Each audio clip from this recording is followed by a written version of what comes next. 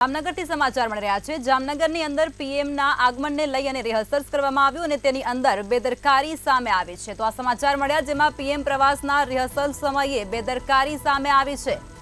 બેદરકારી દાખવનાર ડીસીપીને નોટિસ પણ આપી દેવામાં આવી છે। ત્યારે સુરતના ડીસીપીને નોટિસ આપવામાં આવી ચૂકી છે। સમાચાર અત્યારે સામે આવી રહ્યા છે જેમાં રિહર્સલ્સ સુપરવિઝન યોગ્ય ન થયા હોવાનું પણ સામે આવ્યું છે અને બેદરકારી દાખવનાર ડીસીપીને નોટિસ પણ પાઠવવામાં આવી છે। તેમને નોટિસ આપવામાં આવી ચૂકી છે।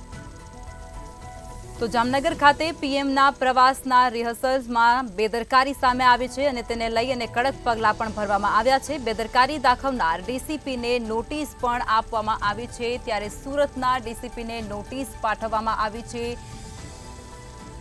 રિહર્સલ્સ સુપરવિઝનમાં યોગ્ય તપાસ ન થઈ હોવાનું પણ સામે આવ્યું છે અને ત્યારબાદ હવે કડક પગલાં લેવામાં આવ્યા છે અને ડીસીપીને નોટિસ પાઠવવામાં આવી છે। સુરતના ડીસીપી છે જેમને આ સમગ્ર મુદ્દે નોટિસ પાઠવવામાં આવી છે। જામનગર ખાતે પીએમનું પ્રવાસ હતું અને પ્રવાસના રિહર્સલ દરમિયાન બેદરકારી સામે આવી છે।